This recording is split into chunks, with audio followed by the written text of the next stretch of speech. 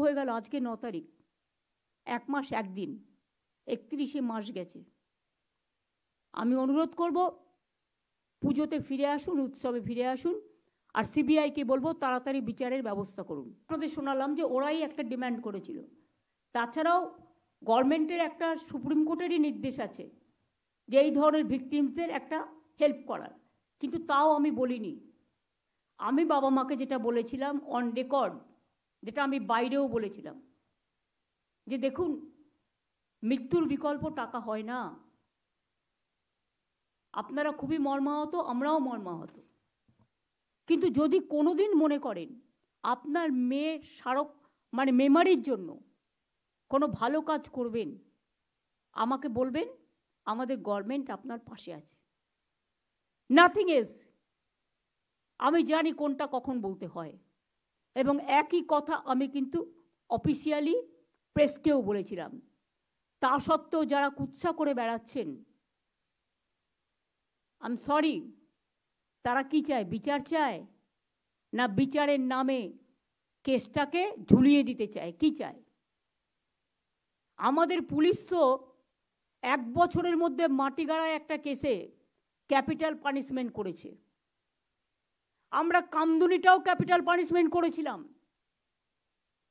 কিন্তু এখানে কোর্ট বড় ব্যাপার পালন করেন।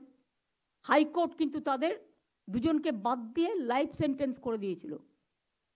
এখন আবার লাইফ সেন্টেন্স হলে আবার কোর্ট থেকেই রেকমেন্ডেশন আসে তাদের ছেড়ে দেওয়ার জন্য। আজকে আমার কাছে একটি কেস এসেছিল, আমি বলছি এখন আমি করতে পারবো না।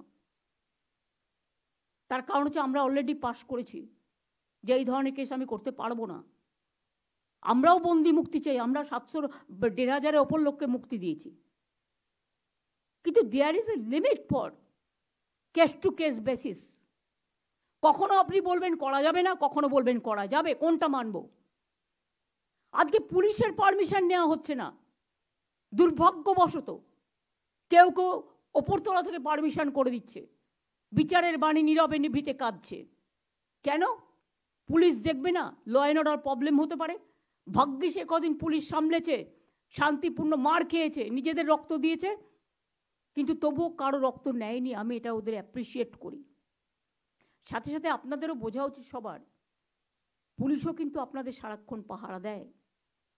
তারাও কিন্তু আপনাদের মতো মানবিক জীব, মানুষ। তারাও কিন্তু মানবিক মানুষ, তাদেরও সংসার আছে, তাদের পরিবার আছে। যাকে পাচ্ছেন তাকে নিয়ে যা ইচ্ছে তাই বলে যাচ্ছেন কেউ কেউ। একবারও ভাববেন না আপনার পরিবারকে তুলে যদি কেউ এই কথা বলে তাহলে আপনার কি হবে, আপনার মানসিকতা কি হবে? কলকাতা পুলিশ কমিশনার আমার কাছে নিজে এসছে অনেকবার পদত্যাগ করার জন্য, গত 7 দিন আগে।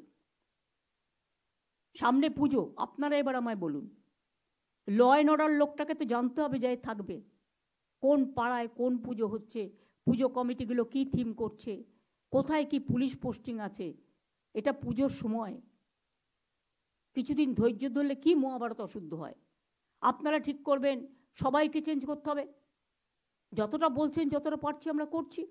আপনি আমাকে 10টা ডিমান্ড দিতে পারেন, আমি 5টা করতে পারি, 5টা নাও করতে পারি। আমি তো অলরেডি ইতিমধ্যে অনেকগুলো করে দিয়েছি। কাজেই আপনাদের আমরা বলছি, পুলিশ ইভেন্ট সেদিন সঙ্গে সঙ্গে যেই কোর্ট নির্দেশ দিয়েছে সিবিআই, সব কাগজপত্র, ভিডিও রেকর্ডিং, এমনকি ডিএনএ টেস্ট সহ, রিপোর্ট সহ সব কিছু হ্যান্ডওভার করেছে। আমাকে আপনারা বলছেন হোম মিনিস্ট্রি থেকে একটা চিঠি লিখলো সিআইএসএফকে জায়গা দাও। আমি ববিকে পাঠিয়ে ইন্দিরা হসপিটালের 30 বেডেড হসপিটাল এবং একটা প্রাইমারি স্কুল কর্পোরেশনের সেই দুটোকে দিলাম। তারপরেও আপনারা যদি রোজ বলেন, বলছে এখন কমিউনিটি হলগুলো আমাদের দিয়ে দাও, তাহলে এলাকায় এলাকায় যে মানুষগুলো বিয়ে, শ্রাদ্ধ, পৈতে, পুজো, পুলিশের হাত থেকে সবটাই কেড়ে নিতে চান রাজ্য সরকারকে, কেন্দ্রীয় সরকারের এর মধ্যে পুরো চক্রান্ত আছে। আমি কোর্টকে কোনো ব্যাপারে একটি কমেন্টসও করব না, because we are bound to accept the court verdict. কিন্তু মনে রাখবেন কেন্দ্রীয় সরকারের সম্পূর্ণ চক্রান্ত আছে এবং আরও কয়েকটা left parties, they are also involve in this conspiracy. যাদের মানুষের কাছে যাবার ক্ষমতা নেই, যেহেতু আমরা কিছু পাল্টা করছি না, একতরফা হয়ে যাচ্ছে। রাতের বেলায় পুজোর সময় পুলিশ রাত জেগে পাহাড় দেয়, কোনো দুর্ঘটনা ঘটলে পাহাড় দেয়, দাঙ্গা হলে পাহাড় দেয়, দুর্যোগ হলে পাহাড় দেয়। কিন্তু প্রতিদিন রাতে আপনারা যদি রাস্তায় থেকে, অনেক মানুষ তো ডিস্টার্ব হয়, অনেক এলাকায় অনেক বয়স্ক মানুষ আছে, মাইক লাগালে তাদের ঘুমের অসুবিধেও হয়, যার জন্য নিয়মও আছে পলিউশন কন্ট্রোল বোর্ডের, 10টার পর মাইক বাজানো যাবে না, বা এত স্পিডে মাইক বাজাবেন তার বেশি বাজানো যাবে না। তা সত্ত্বেও আমরা সব ছেড়ে দিয়েছি। 1 মাস তো হয়ে গেল, আজকে 9 তারিখ, 1 মাস 1 দিন, 31শে মাস গেছে। আমি অনুরোধ করব, পুজোতে ফিরে আসুন, উৎসবে ফিরে আসুন, আর সিবিআইকে বলবো তাড়াতাড়ি বিচারের ব্যবস্থা করুন। বাংলার নামে বদনাম করা হচ্ছে সারা পৃথিবীতে। একটা হোয়াটসঅ্যাপ গ্রুপ জুটেছে, যারা এখান থেকে পড়াশোনা করে খেয়ে দিয়ে মানুষ হয়ে বাইরে গেছেন, তারা গিয়ে বাংলার বদনাম করছে একতরফা, ওয়ান সাইডেড কথা শুনে ওদের। তারা তো বোথ সাইড শুনতে পাচ্ছেন না, ইউনিল্যাটারালি, ওয়ান সাইডেড। তাদের বোঝা উচিত বাংলাদেশের পরে আপনারা এই সুযোগটা নিচ্ছেন। তো বাংলাদেশ আলাদা রাষ্ট্র, আমরা তাদের ভালোবাসি, সম্মান করি, তাদের ভাষাকে সম্মান করি। ইন্ডিয়া আলাদা রাষ্ট্র। এ দুটো আপনারা কিন্তু মাথায় রাখতে ভুলে গেছেন। এখানে বাংলাদেশ হবে না, কারণ বাংলাদেশেই বাংলাদেশ হয়। বাংলাদেশটা আসল একটা অন্য রাষ্ট্র, তাদের আমরা সম্মান করি, ভালোবাসি, আমরা একই ভাষায় কথা বলি।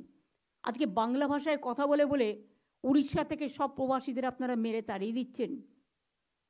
সংখ্যালঘু হবার অপরাধে আপনারা উজ্জয়িনী থেকে শুরু করে মধ্যপ্রদেশ, রাজস্থান থেকে শুরু করে, হরিয়ানা থেকে শুরু করে, উত্তরপ্রদেশ থেকে শুরু করেন, আমাদের 20,000 পরিযায়ী শ্রমিককে আপনারা রাজ্য থেকে তাড়িয়ে দিয়েছেন এবং 3 জনকে খুন করেছেন।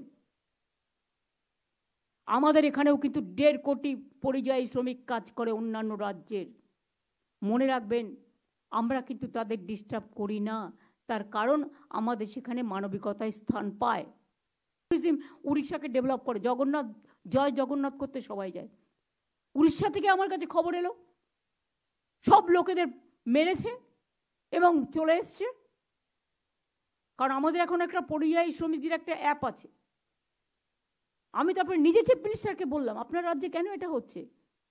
আমাদের তো সবচেয়ে বেশি লোক উড়িষ্যায় যায়, বাংলায় কথা বললেই তাকে মারধর করা হচ্ছে। এটা কি? বিজেপি রাজ্যগুলোতে এগুলো হয়, জেনে রাখুন, তখন কোনো বিচার হয় না। আর বাংলায় একটা ঘটনা ঘটলেও সেটা দুর্ভাগ্যজনক, আমরা একটি লোকও তাকে সমর্থন করি না, চুপচাপ আছি, নীরবে বেদনা সহ্য করছি।